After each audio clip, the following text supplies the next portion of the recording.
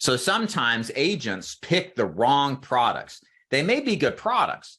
Perhaps the timing is wrong, or perhaps because they've been sold something as being the greatest thing ever. They come into it believing that person when they didn't realize that they were slanted or biased in that particular strategy's direction at the expense of other opportunities that may be a better fit. So for example, what we see commonly now, and again, I'm starting to sound old when I say this. I've been around 12 years, but I've seen a lot. We've been through coronavirus. I got started during the Great Recession. So I've seen kind of different phases of the insurance business. Not a lot has really changed, but probably the biggest thing that has changed in the past couple of years is the emphasis on the remote way of doing business. More agents now in 2023 are selling remotely than they were this time 3 years ago. Prior to COVID, I probably had less than 5% telesales agents. Now it's half, right? So there's been a big shift into the remote model of business. But what's happened is prior to COVID, it was like, hey, there's just one way to do this business. You just buy leads and run appointments in person. And it was simplified.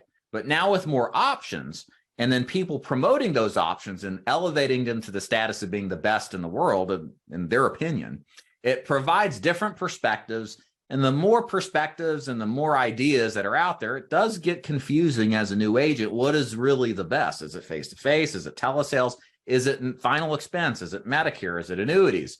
And too many options, I call this the illusion of choice, is confusing. And confused people don't buy, confused people don't sell, confused people just stay put because that's the safest strategy to follow. So when we're looking at selling final expense or life insurance or really any product, one thing you need to take time on in order to avoid failure is to make sure that the strategy you're pursuing is the best fit for you and your personality. A couple of tips here on strategy. Number one, I recommend picking one strategy only. If you've been around long enough, you'll hear me say time and time again, you can't serve two masters. You can't do final expense and Medicare and annuities all at once, all together, right as you get started. Can you? Is there somebody who is? Probably. There's always exceptions to rules, but that's why they're exceptions. I talked to an agent last night who said, Dave, I've had all the experience in Medicare.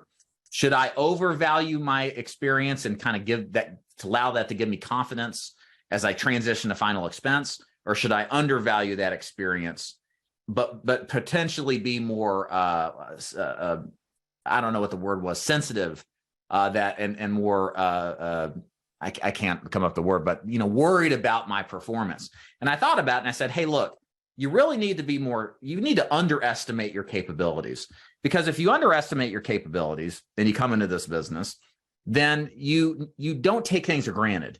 And a lot of people end up failing out of the business because they took things for granted. They thought it would be easier than it was. They didn't properly prepare for battle, right? And so likewise, one of those things that you have to do if you're going to look into this, which is the right perspective, is consider yourself a below average agent. Not bad, but not great. What would you do if that was the case? Well, one of the things I would do is just focus on one product.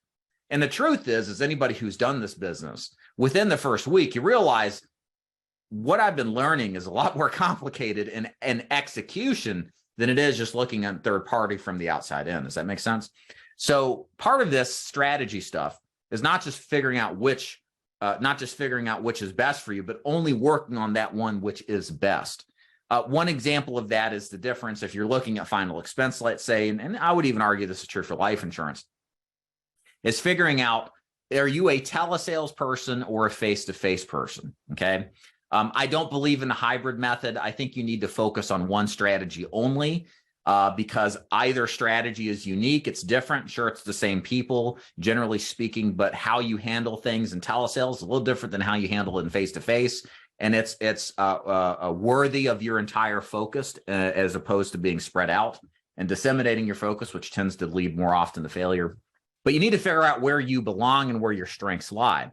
A real quick acid test to this is, how do you feel naturally, as far as are you more geared up to be a telesales person or more of a face-to-face person? Do you like talking to people over the phone? Are you a person that doesn't mind picking up the phone and dialing 8, 9, 10 hours a day? Or are you a person that just prefers to see people in person, to deal with people in person? You like handshake, sitting down in people's home, making eye contact, and you just feel more energetic and in a good position. Those questions that you answer are going to lead you in one pathway or the other.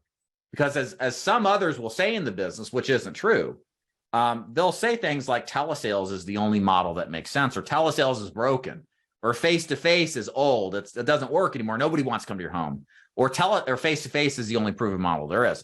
Both models of selling work, but they don't work for all people. And what I've discovered is most people have one bias towards one way or the other, meaning they're strong in telesales and weak in face-to-face, or vice versa. They're strong in face-to-face and weak in telesales. And you should pick what is best suited for that personality type that you have after you kind of do some contemplation and see where you fit. I will say this before I kind of bring up the product types, which is another big mistake agents make, which contribute a lot to their failure, is you also have to, if you're half pregnant about the deal, if you just like both, but you see the drawbacks and you're just really neutral, then I would just say do face-to-face. The truth of the matter is, in the business of final expense, and I would imagine the same for life insurance, the success rate is higher selling in person than it is over the phone. For example, at our latest reading, our new telesales agents had a success rate of 80% after going through training, buying leads, and selling in their first week. If they make a sale in the first week, we consider that a success. That's the best indicator long-term that somebody has the sticking power to have success. 80% of telesales agents in February, when we last looked at the number, we need to do our March numbers here, had success. Face-to-face agents had 95% success. So there is a difference there. And I think outside of the mentorship program and the one-on-ones that we do, it's probably a lot lower across the board. And then telesales is even lower. It's just more difficult to sell over the phone. That's the way it is.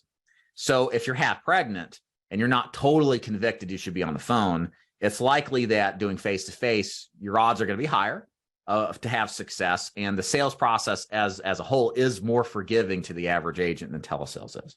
The other thing you need to be concerned about too is the product that you sell. This is really, really important. And I actually have shifted my recruiting strategy because I had kind of a realization here over the last couple of months that as I'm talking about things like this, like, hey, you got to pick the right product, that I'm doing a disservice in my recruiting strategy by offering, in many cases, products that are not appropriate for the agent at the time in their career. There are a lot of agents who may get great support training that have the capability to be successful, to have the work ethic, et cetera, but they pick a product that just doesn't pay very well. And they're in a position to where, because the product is what we would call a residual or passive income based product, they just don't make a lot of upfront money. And they don't account for the cost of doing business, buying leads. And that contributes to a very low return on investment, a low net income. And they can't keep up their bills. And while they were having success and they were making sales, the income flow from the sale of that product couldn't keep pace with their bills. Therefore, they have to get out of the business. Cash is king, y'all, in this business. And this is a really important concept. Cash is king and cash flow is even more king. If you don't have money on hand, if you don't have money inflowing from your sales because you're picking the wrong product to sell, because it's a low first-year commission but good residual product, even if you do everything right, you're going to struggle. So what products fit that bill? Medicare, ACA, and in some cases, PNC. I do not recommend brand new agents to the business sell those kind of residual income-based products to start with. Here's why. And this is why we don't recruit agents to ACA or Medicare directly anymore. You have to be successful in final expense for 6 months first before we allow the agent to start to cross-sell other products because of the cash flow concerns. But the problem is again, these agents will pick these products up, not have the cash flow necessary, and really also the good fundamentals of how to sell, which you learn very well when you sell life insurance or final expense, but not necessarily in a technical product like health insurance or Medicare. And what we've seen time and again is it's just a very big burden. If you don't have the money to pay, 95% of agents need to make money yesterday. A final expense or a life insurance product to focus on is going to be the best answer to generating higher cash flow up front. because the way that works is this life insurance and final expense are front-loaded commission products. You make the bulk of the commission up front, whereas with health insurance and Medicare, you make it over time. And when you've got to worry about your bills, you got to worry about expenses on leads. It's just not good to start with. It's good to get into later,